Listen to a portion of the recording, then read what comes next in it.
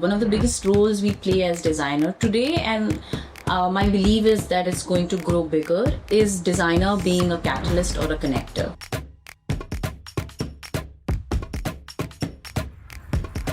Your users are not only the people you are designing your product service experience for, your users are also people whom you are working with. Design strategists are mostly those kind of roles. They help connect the design world, research world to the business, engineering, and being the translator. And as designers, especially now, we have to be a couple of steps ahead than where everybody is thinking to be able to solve for those challenges which we don't even know that we are going to face. Hello everyone, welcome to Design Darshan. I'm Gargi alongside Sia, and today we have with us the founders of We Speak Innovation, Prapti Jha and Vardhan. Welcome to the podcast. Thank you. We are absolutely delighted to be here. Yeah, thrilled to be here. Thank you so much. To kickstart the podcast, how did you both initially get into this field? That's a great question. So for me, it started with the world of architecture. So I was, as a kid, I was very interested in, design. At that time, it meant paintings and craft. That's what it was. And then coupled with that, I was also interested in some part of like physics and engineering, and architecture felt like a really good field. So I started my journey there. And in that journey, I got introduced to user-centered design, human-centered design, how design can help with innovation, coming up with new things. And that got me into this world of, doing a master's and then coming into the world of where design can help companies and organizations innovate. Right. To add on to that, what is it that motivated you to maybe switch this field? As you say, you started off from being an architect. Okay, now that you are a design strategist. Yeah. So what is it that caused you to flip? Great question. So one of the biggest things was that how I felt about it is in architecture, I felt restricted of designing just for spaces or in a certain situation where it felt more inclined towards the aesthetics of the space than actually solving a problem in certain situations. There was also some projects that I did for, underprivileged community where you get to actually design for their needs. And it's less about just the aesthetics of what architecture or interior design can be sometimes confused with. So I wanted to just go broader with what design can actually do for the world, for the society. And that was my reason for me to transition into understanding design more holistically and how it can really solve problems at any scale, wherever you want. So Prapti, what is something you learned in architecture school that you still apply today? That's a good question. I actually, when I was starting my master's in my first semester, I actually did an exercise to understand my whole 5 years of design school at architecture and then my work as architect to see what is transferable or to the new world. So that's a great question. I would say one of the biggest thing that I still use is in architecture school, I got the exposure and ability to practice designing at different scales. So as an architect, when you're designing a building, let's say, from the design of a door knob, what it would look like, or someone hold it. Don Norman talks about Norman doors. So, that's where design starts. From that to actually understanding how the whole site would be laid out, where the building would be placed, where would be the access roads and everything. So in one project, the ability to, zoom in and zoom out and feel comfortable with that level. I think that is a skill that I still practice today whenever I'm asking someone a question, doing any research or just designing for something that might be too big to grapple with at times. So having that comfort is the biggest, asset that I'm still carrying from my architecture days. So I think I could say that architecture is something that gave you the understanding of different ways of scaling on the same project. Yeah, absolutely. And also, I think as a world, we are moving towards more, ecosystem thinking and things are connected. So even if you are, let's say, industrial designer, you're designing one small product, physical product, or glass to keep your things are now connected. So it's not a product that would just stay there as a physical artifact from, just the whole internet aspect, the AI aspect, everything is coming in. So just that ability to see holistically of how anything that you're creating affects all the other aspects of it is a big strength, and I think is a bigger strength going forward. And all as designers, we are honing more into it. So I really appreciate that aspect of being able to do that. So if we talk about connections, then in your work, so you must be often connecting with people of different disciplines. So how do you look at the transdisciplinary aspect of working as a designer? If you want to go ahead. Oh, question for me? Yeah. Oh, I love that question. I'm glad you asked me to answer it. Transdisciplinarity is a very important factor of creating good designs, creating great solutions that are actually executed in the first place and then being used by a larger audience and becoming successful. In part of my role that I'm in currently, and even previously at previous company, even previous projects, we have continuously being cross-collaborative with different disciplines to make that happen, make good designs happen, make good solutions happen. I have seen projects fail, I have seen projects succeed based on just this aspect. And if I may just add to what Harsh said, is one of the biggest roles we play as designer today, and my belief is that it's going to grow bigger, is designer being a catalyst or a connector. And what I mean by that is, if you're working with, let's say, researchers who are like really, PhDs, like really hardcore research, who are able to bring all those insights to you, those researchers with designers of, let's say, industrial or UX designer, if you want to take a role of a connector as a catalyst, for example, design strategists are mostly those kind of roles. They help connect the design world, research world to the business, engineering, and, being that translator. So having that understanding, and that it really, really helps to translate what actually came out of research, it gets translated to when the business models are being developed, because there's a lot of chances of that being lost. It does happen, but that's where the role of designer, if someone is comfortable being that catalyst, taking up that role, really becomes important. And of course, being exposed to the transdisciplinarity and being comfortable with working with fields that you don't know much about is something that we all have to kind of work towards and work together. I just want to plus one that and say that, why some of the best designs or best innovations fail, because they were not communicated well to the other disciplines. Right. It focused only on one particular or a few particular ones. Exactly. That's interesting, actually. So like a question I had was that when working with multiple different disciplines, have you ever found it difficult to maybe get some proper information or understand their discipline in a way that you can help them, or in a way that you can design for them? It is always challenging. So, for example, I started working for Ford Motor Company. I have never been a car enthusiast or an automotive enthusiast. Like, I love driving a car because it gave me that independence and, the ability to do stuff, but never as something being really passionate or reading about cars. And then you're solely into this automotive world where, first of all, in those companies, people work for really long years, for a long number of years. So they're there for like 25 years, 30 years.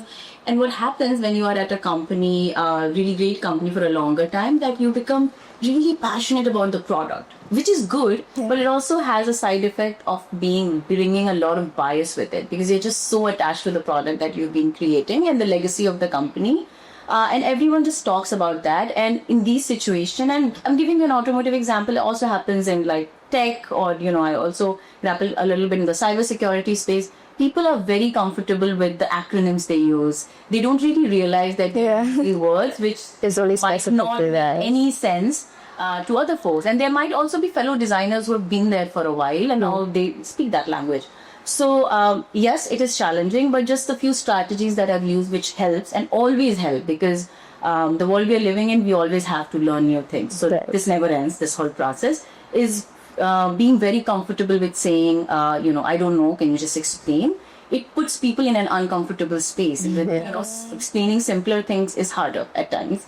But being comfortable and using that initial time, let's say initial 3 months of being a newbie and saying like, hey, I'm new, can I just ask you this? Can you just explain it to me? So it feels less uncomfortable, let's say after being a year at a company and then you're asking basic things. But using those earlier times, and if it's a new project, early few weeks of the project, to really be open and comfortable asking those questions, not feeling that people would perceive you as not being smart. It's more about just a different discipline, and then you bring your smartness and expertise in your field. So I feel like that's transparency and confidence as a designer. If you bring that, the challenge is less, but still you have to do your due diligence, study a lot. In today's world, I feel like AI does help with all the generative AI models where you can actually ask questions, then to explain it in a way which is simpler for you to understand. So yeah, that would be my response to that. So, as design innovators, what does a day in your life look like? Do you want to go first? I think our days like in our life looks different, would look different. Yeah, I wake up very late, and then just kidding. If you are asking me, I'm taking that as a work day. What does my work day looks like? Yeah. It's a mixed bag, you know.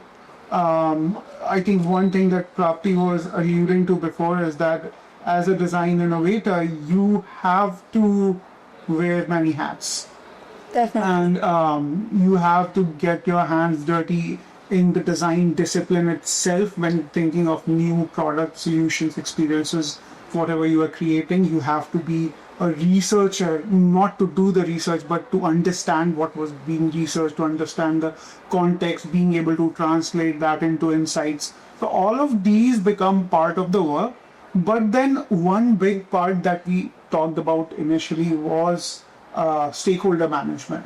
So going back to the transdisciplinarity aspect of the job, you are working with so many diverse people, so many diverse job roles, is that you have to understand them and then have your point of view present your point of view in front of them for them to understand, so that transaction of knowledge and ideas can happen. I think that's one of the biggest part of at least the jobs that I have been, of the work that I have done, as a connector, as a connector between teams, whether it is my work, my team, or whether it is multiple other roles that I'm working with. So I'm sure even as design students, we can relate to it, because we had this module where we were asked to speak to different stakeholders and get to know about the place and find problems in which we will create design solutions later. So I completely relate to that. That was one of the first times where we actually went out to the field and we understood that design is not just about what you want to create, maybe about something that that is for somebody else. Yeah. So you need to understand them and their problems to be able to make good design. Exactly. And now you apply that to everybody that you're working with. So one of the things that I say when I talk about innovation and being user-centered or human-centered designers is not is about that your users are not only the people you are designing your product service experience for, your users are also people whom you are working with. And that again goes back to being a connector, being a transdisciplinary designer as well. Yeah. And one thing to add, I think you already touched on it, but so day in the life, if you go in a very nuanced way, it would shift depending on what capacity or what kind of organization you are a designer at. So if you're working in a corporate company, of course it would be 9 to 5 meetings, heavily packed meetings. If you are doing a consultant work, it will be more with client facing stuff. If you are also engaging with innovation talks, and which I do a lot, and doing sessions at these Fortune 500 companies, so that would have different kind of interaction. But all these different types of places, one thing that remains constant is your ability, and you can say that in a day at least once or twice I explain people how I can help them. It gets frustrating. Okay, what do you do really? Because especially if you're trying to fill a role of a connector or a catalyst, design strategist kind of role, or a transdisciplinary designer kind of a role, one thing that is packed in all my days, at times also weekends, because when I'm with friends and family, I also have to explain what I really do, is showing how you can add value to the work that they do. So it can be in form of multiple kind of engagements, whatever, if you're designing a product, a service, or you're just helping them work in a new way. So a lot of work that I do and engagements that I do is also helping companies who are trying to work in a different way. So like be more filled with curiosity, more collaborative, breaking those silos and creating a culture of innovation. How can you do that in organization? So that would be a huge part of that, like translation happening. Yeah. Like that, anything that even you want to maybe ask us? Yeah. I do want to ask about this session that we did in the morning. Right. And I'm asking this to other people as well, because, see, AI is a domain where thoughts are being made and we're processing it every day. So we are doing that as well. And as students, we were pushing you to do as well, like push your thoughts, push your thinking. What was your takeaway? So, as I said earlier, it was definitely reassuring, and it definitely felt like I was more valuable than what, like, after AI, in the introduction of AI, I felt sort of neglected as such. So, your session helped me understand that I'm worth more than that. And, yeah. Yeah, so like I am not very AI savvy. Like I haven't gotten enough opportunities to maybe try it out. So sometimes I feel as though, you have to reach a certain level to be able to get to understand AI properly, or like properly, even though it might be like the easiest thing to help us. So it made me feel as though it is on a higher level and that it is the one that's maybe going to control us. But then after the session, I understood that we are like partners, thinking partners, as you said. So it's not that it's only them that's going to be working, or not only AI that's going to be working, but we have to work with them. Right. Or rather, they have to work with us. Yeah, I think all these messages were what we were trying to push for. And then the other thing that I really wanted people to take away from this session was, and I think somebody framed it really nicely, was to exhaust what you can do with the tools today and think beyond that as designers, because that will what differentiate you with any other designer. Yeah. You have to basically take on everything that you get, like AI is a help actually. Right. So it's like you have to take on any help that you get to make your designs go out there. Yeah.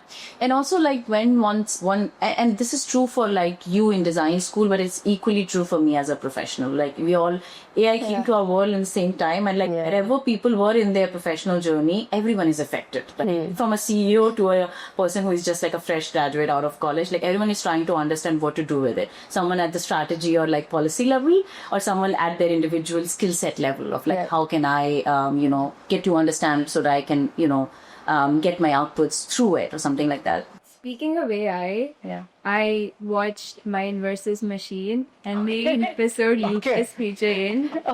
Like, I generally loved the episode. Like, I really enjoyed it. Okay. But one of the things that the episode pointed out was how AI can speed up the decision-making process in complex projects. And can you share an example where human intuition was more crucial despite AI's input? That's a good question. We'll have to give some thought to it. And unpack the question itself. What do you mean by human intuition? So in Vijay Kumar's session, he spoke about how in the shooting case, he chose to invite them to the gathering and sort of have a casual conversation with them. And that is something AI can never come up with. So I think that's a human intuition aspect. Yeah. I think my response to that would be, and I'm curious what you would like to share on this regard, is currently I feel we do not have, or I have not been engaged in enough projects from end to end where there has been an involvement of AI from the start to the end to see a product success or something like that, where you can actually compare it to the previous version where AI was not involved. Being said that, I can see the projects that, I talk about or I've seen, I've been engaged in, where seeing the use of AI right now, it does feel that it might be harder to get to some of those solutions or offering if it was AI dependent. But again, those offerings might have also come out if there was the human researcher or a designer involved. So human in the loop, the whole idea that you would see with AI conversations happening. Right. So we could still get to that, but for example, stuff like doing ride-alongs with drivers. When you're doing research, you're doing research around some vehicle, you ride along with drivers. So you're just like sitting as a passenger and seeing what they do with the vehicle, what they do. So you're observing, taking notes as a designer. A lot of things that you don't think about when you would do secondary research or just sit in a room and try to come up with ideas. All those things are sparked when you go out in the field without having any preconceptions. Of course, you'll have biases, you'll have information, but as a researcher, you train yourself to not bring that into your questions in the conversation. That's a training you all are going through, and that's what design school gives you. But having those observations and then bringing it back to the room and then ideating on something that otherwise wouldn't be a category in, like, it's not horsepower, it's not towing power, it's not like just the seating space. It is something other kind of needs that the driver wants to have, or let's say a female driver needs that people are not looking at. There is not enough data online for AI to be fed so that it can think of other genders and their needs inside a vehicle and stuff like that. So I feel like those kind of solutions would still need that aspect of deep design, deep intuition, that maybe the way you're defining it, that aspect of designer would still be valuable. We'll see how. And that's where the partnership comes in. Is like, you don't want to partner with AI by doing a ride along or a open observation. When you are like, as a human, seeing stuff and trying to capture things that even if you ask that user, they won't tell you because they don't know that that is a problem. They feel like it's a reality that they are dealing with. So I think that's something that I would feel is a huge part of human intuition, design intuition. So if we talk about bias, do you think there's any time during a project where it is necessary to maybe have a bias with us while being a designer? That is a good question. What do you say? My first reaction feels like saying no. When you bias is a good thing, at least when you're doing it. Like, that's my perspective, I would say, and I would love to be challenged on this and see if I might be wrong, and I would love to change that. But I feel having a point of view so doing research with no bias, and no bias is not a reality. Like, let's say, even if we say I have no bias, it's not true. When if we are, the things that we observe is also coming out of our bias because we're looking at those things more, paying more attention to those things because of our biases. But whatever, if we try and leave our biases outside, that would be the best thing when doing research, going out with an open mind. Coming back when you, as a designer, you're trying to develop offering or solutions, I think that's where, I don't want to use the word bias, but that's where a point of view does help. And that's where we also, in the earlier presentation we were talking about, is what gaps of course there are 10 gaps that you discovered, and maybe AI also helped you discover those, but what gap do you really want to fill and want to design for, is where maybe a point of view would come into play. And that is where I think it also, I'm sure it is also led by biases that So we it's kind have. of like your bias is choosing what gap that you're supposed to fill. Yeah, or what's more necessary, absolutely. What feels more important to be solved. Right. And of course, sometimes also guided by the business decisions and all those aspects of it too. Because as we mentioned about that other stakeholder project that we had, we did face this feeling where, so we were supposed to create a solution for them essentially. And so to get to that solution, we had to understand them. But there were times where we were like, maybe this is better. Although maybe we know that it's not most practical for them, we feel that it's going to be better for them because of our understanding and our daily lives and everything. Right. That's why sometimes we focus on our own thoughts and biases instead of, getting a broader vision of what they. Have you seen bias benefit you in any project? Yeah. But actually, I think in this one it did. So we were basically creating an app for this Kirana store owners where it basically took care of all of the inventory management and the billing system and everything. So we kept on going to the store owners and asking what they would want and everything. But there were times where they were not very open to trying, because it was all technology driven, and they are entirely like khatas, like physical books. Right. So getting them to shift to technology was very difficult, but we had to like force them into it that it is going to be good for you. So there were times where they were not very ready to accept the the app or anything in it, but we understood that although it may be very easy for us, we tried to make it simpler for them. But there were situations where we chose to keep like certain features or certain aspects of the app, even though we knew that it was going to take them a while to grasp onto it. But then towards the end, once we explained the full thing, the full app, they were in fact like, when is this app going to get ready? So, we can use it. Like, we knew that all of that inventory system was Perfect. Like, it was going all great. But maybe this was just a little more efficient. Which is why you were like, try it. yeah. I think it would be interesting for them to try that out. Yeah. Because that's the danger of having a bias, that you create something based on your bias and an untested point of view, and then you pour in $1 million and then it fails. Yeah. And one other distinction that I want to make that can be confused as having a bias towards a certain concept or design. You feel like, oh, as designers, I was biased to create this app and that's why I created it, and see, it became successful. I think that bias is more core at what the needs are. So if you're biased towards this person needs, and I'm talking about core need, I'm not talking about what shape it takes, I'm not talking about the final product, I'm talking about more efficiency or something like that. If you understand that without a bias, that is what is important, and what shape it will take or form, having a bias, like maybe that's where we're confusing the bias thing about, is if we do that and then like create something based on our informed choice or informed intuition that we're talking about, that is not bias. That is your design judgment coming. That's your aspect coming. So, yeah. So, as design innovators, what does innovation mean to both of you? To talk about innovation, we really need to think about the definition of innovation and what it does not mean. And we talk about that a lot, I think, in our conversations, that people often think about innovation as creating something entirely new from scratch. Yeah. But a completely novel idea. And that is actually invention, when you're creating something which did not exist before. Then, once we have handled that definition, now let's come to what is innovation. Innovation is creating something with the things and resources that we have.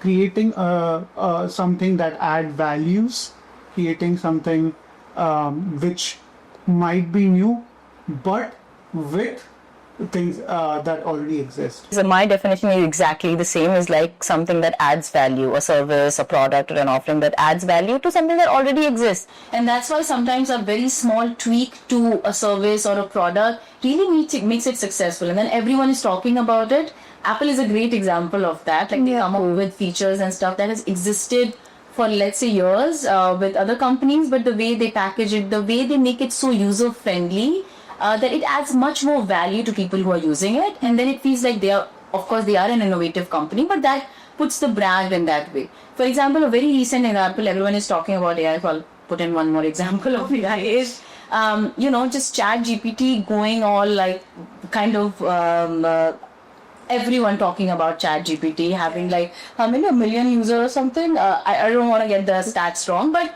a platform which got like the fastest growing or like fastest people getting onto a platform like that to use it app is because they made it so easy for an average person who doesn't really understand AI or technology to use it and get value out of it. So it wasn't that I can just use it, but I see how it can help me. It's just so easy. Even if we all started with making our emails sound more professional, like that's ChatGPT maybe one of the most used cases of ChatGPT is, but that's how it added value. And now there are multiple other, Perplexity and all these different other apps coming in. They're adding value and they're also helping users understand. So that communication is also important with innovation, because you're adding value. You need to communicate it with people so that they really understand how it is helpful for them and how they can use it.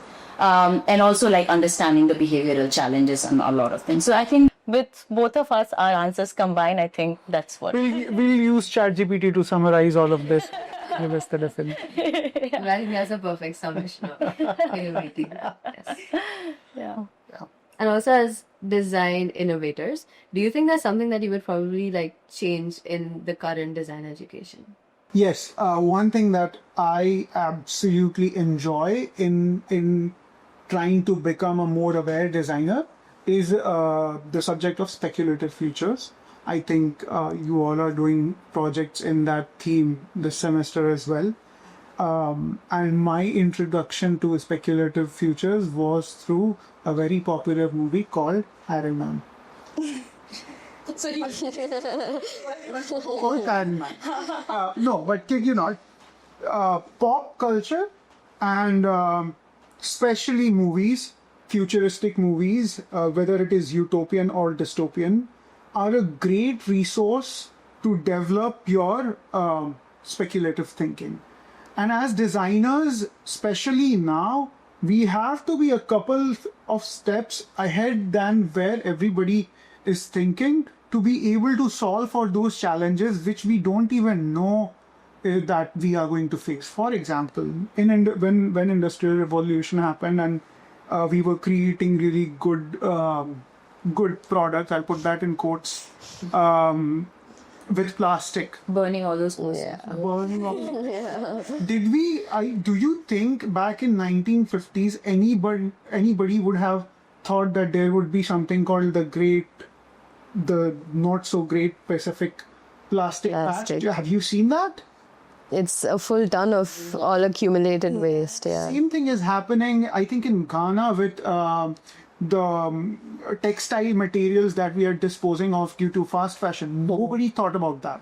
So, coming back to this idea of using speculative futures to think about the unintended consequences that we might cause with our solutions, I think a great resource is to watch movies and shows. My favorite is Black Mirror, but I can tell you more titles if you want. So when it comes to resources, there are a lot out there, but few of the resources that I would like to point towards, which we might not Attention initially when we start our design career or we are like embedded in the design world is one is a book that I really love is called The Culture Map. And it's by Erin Meyer, Meier, if I'm not misspelling her name. But basically, the book talks about how different cultures function and think, right? And she talks it in terms of stories of like how she was in Japan interacting with someone in India, and she would talk about all the stories in a business aspect or some kind of an stakeholder management or interaction aspect.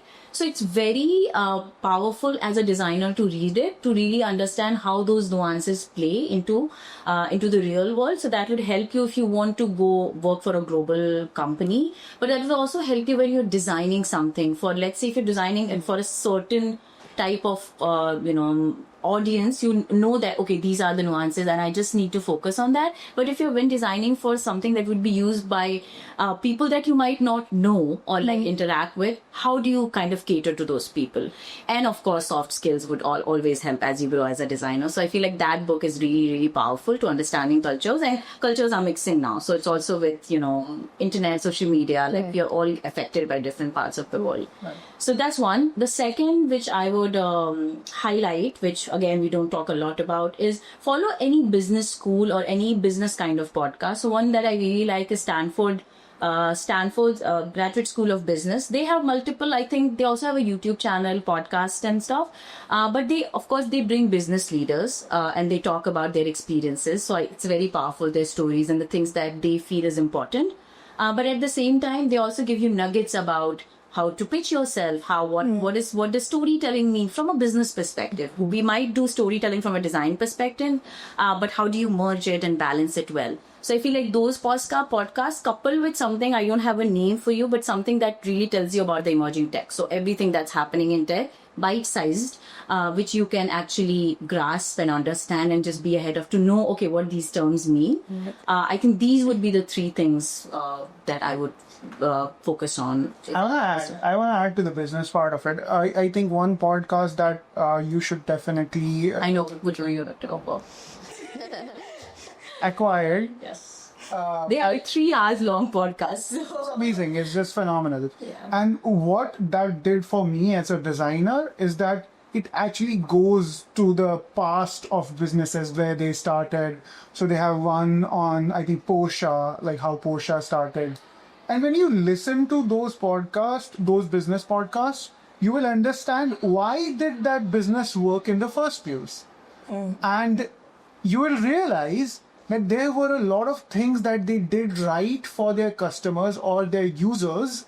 And then you will relate as a designer what desirability aspect did they tackle with their business ideas. So acquired, I just love it. Yeah, I like it too. And also, like, it's very interesting. These are all under the category of business podcasts, but 80% of the things that they talk about is about design. Like, you see it, even if they don't use the same words, so you see it. And then the sprinkle of 20% of business would help you grow as a designer. So, absolutely. Yeah. That's a great addition. Okay, thank you so much. Thank you so much for your recommendations. I'm sure it'll be very helpful for all of us. It was a really fruitful conversation that we had. Yeah. Thank you so much for that. Yeah, and I know we are glad to be here, but I think after this, I'll also like to know what you all are watching, because everyone is talking about the new generation and how to learn about it. So it's a two-way conversation. But yeah, glad to be here. This was an amazing question, and I loved the conversation. Thank you. Thank you for coming here and inspiring us.